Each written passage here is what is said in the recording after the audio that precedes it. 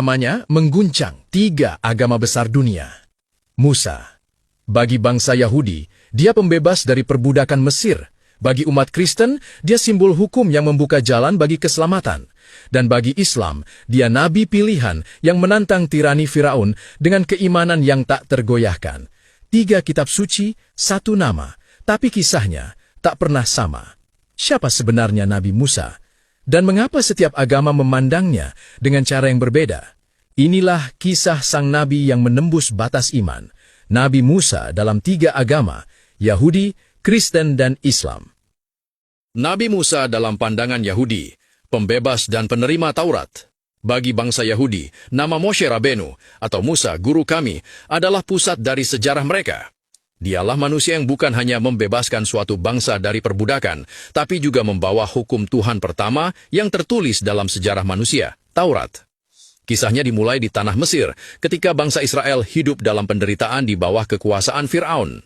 Seorang bayi laki-laki lahir dari keturunan Lewi, disembunyikan di dalam keranjang dan dihanyutkan ke sungai Nil agar selamat dari pembunuhan massal bayi Ibrani. Tangan takdir menuntunnya. Bayi itu justru ditemukan oleh putri Fir'aun sendiri. Ia dibesarkan di istana musuhnya, tanpa tahu bahwa darah yang mengalir di tubuhnya adalah darah bangsa tertindas.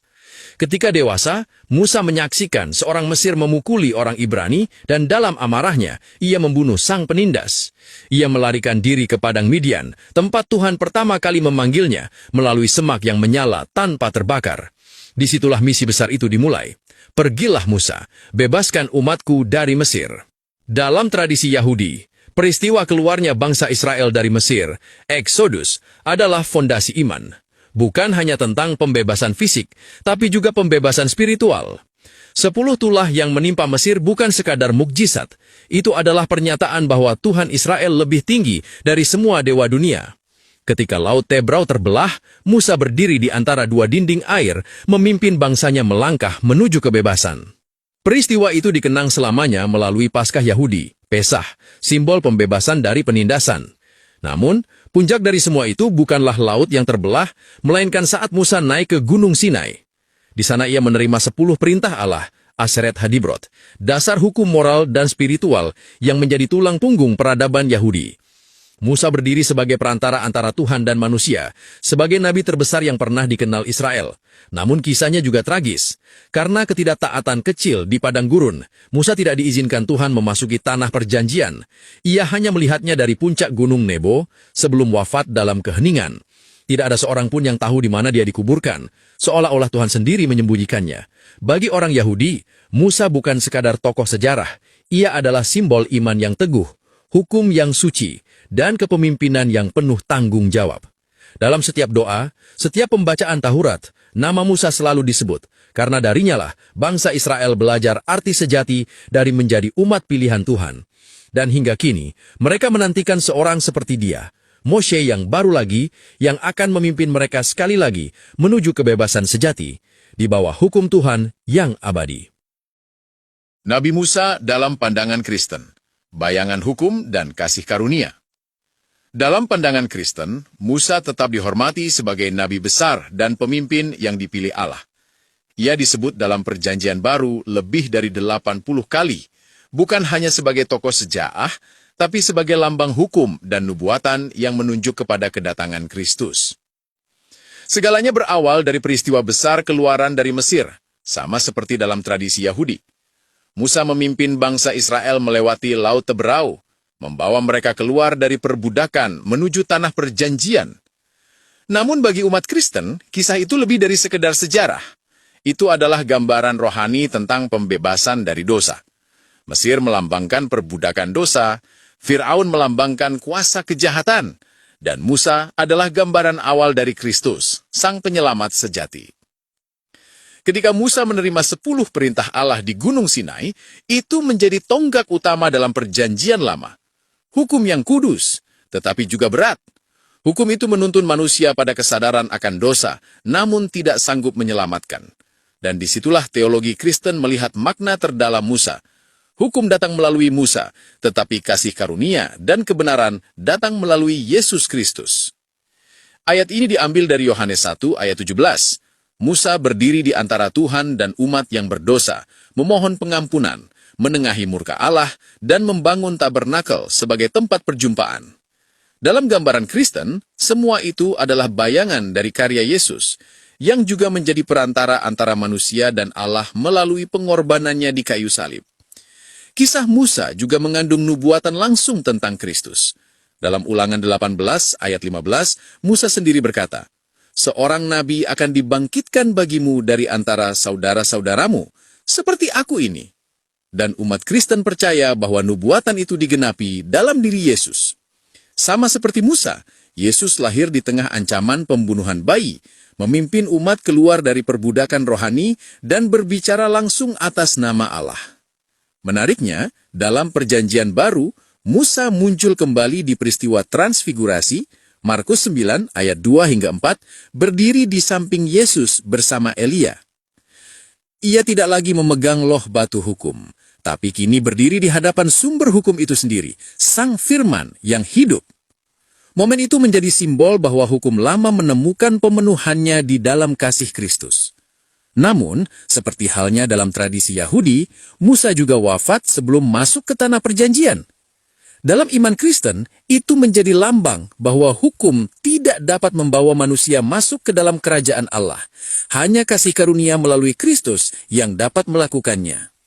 Bagi umat Kristen, Musa tetap tokoh agung yang menunjukkan jalan kebenaran, tetapi Yesus adalah penggenapan dari semua yang dimulai oleh Musa.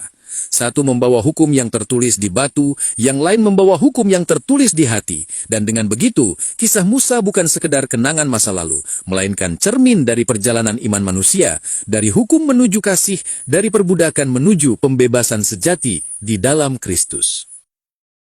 Nabi Musa dalam pandangan Islam, nabi yang tegas dan umat yang keras kepala. Dalam Islam, Nabi Musa alaihissalam disebut lebih dari 130 kali dalam Al-Quran, adalah salah satu nabi terbesar yang diutus Allah. Ia dijuluki Kalimullah, yaitu orang yang berbicara langsung dengan Allah. Bagi umat Islam, Musa bukan hanya pembebas Bani Israel, tapi juga teladan tentang ketegasan, kesadaran, dan perjuangan melawan kezaliman. Kisahnya mulai di tengah penindasan. Fir'aun, penguasa Mesir yang sombong, memerintahkan pembunuhan bayi laki-laki dari Bani Israel karena takut kehilangan kekuasaan. Namun Allah berkehendak lain. Bayi kecil Musa dihanyutkan ke sungai Nil, lalu ditemukan oleh istri Fir'aun, Asia, seorang wanita beriman yang kelak juga menjadi penghuni surga. Di istana musuhnya, Musa tumbuh besar, berilmu dan gagah berani. Suatu hari, ia tanpa sengaja membunuh seorang Mesir yang sedang menindas orang Ibrani. Rasa takutnya membuatnya melarikan diri ke negeri Madian. Di sanalah takdir mempertemukannya dengan Nabi Syuaib, dan Musa menikah dengan salah satu putrinya. Namun kehidupan tenangnya tak berlangsung lama, karena Allah menugaskannya misi besar. Pergilah kepada Fir'aun, sesungguhnya dia telah melampaui batas. Surah Toha ayat 24. Dengan tongkat di tangan dan saudaranya Harun sebagai pendamping, Musa kembali ke Mesir. Ia berdiri di hadapan penguasa paling sombong di bumi dan berkata dengan tegas, "Sesungguhnya, kami adalah utusan Tuhanmu, maka lepaskanlah Bani Israel bersama kami." Namun Fir'aun menolak, mengaku sebagai Tuhan tertinggi, dan menantang Musa dengan sihir istananya. Allah menampakkan mujizatnya. Tongkat Musa berubah menjadi ular besar yang menelan semua tipuan para penyihir. Para penyihir pun bersujud, berkata, "Kami beriman kepada Tuhan Musa dan Harun." Akhirnya azab demi azab menimpa Mesir. Banjir, belalang, katak, darah, hingga Fir'aun terpaksa menyerah. Musa memimpin Bani Israel keluar dari Mesir di malam hari. Ketika mereka terjebak di tepi laut dan Fir'aun mengejar dengan pasukannya, Allah berfirman, "Pukulkan tongkatmu ke laut." Air laut pun terbelah membentuk jalan kering bagi Bani Israel. Ketika Fir'aun mencoba mengikuti, ombak menutup dan menenggelamkan Fir'aun. Ia beriman di saat ajal datang, namun sudah terlambat. Allah berfirman, "Hari ini kami selamatkan jasadmu, agar menjadi pelajaran bagi umat setelahmu." Yunus ayat 92. Namun perjalanan Musa belum akhir. Di Gunung Tursina, ia menerima wahyu Taurat, hukum Allah bagi Bani Israel. Tetapi saat ia kembali, kaumnya justru menyembah anak sapi emas. Musa marah, namun tetap memohon ampun untuk mereka. Dari sinilah Islam menggambarkan Musa sebagai nabi yang tegas namun penuh kesabaran menghadapi umat yang keras kepala. Musa wafat di padang, tak jauh dari tanah suci, dan Allah sendiri yang memuliakan tempat peristirahatannya. Dalam Islam, ia dihormati bukan hanya sebagai Nabi Bani Israel, tapi sebagai pahlawan tauhid yang menegakkan kalimat La ilaha illallah di tengah tirani dunia. Kisah Musa menjadi cermin bagi umat Islam, bahwa perjuangan melawan kezaliman, kesabaran dalam dakwah, dan keimanan kepada Allah adalah warisan abadi dari seorang nabi besar yang pernah berbicara langsung dengan Tuhannya.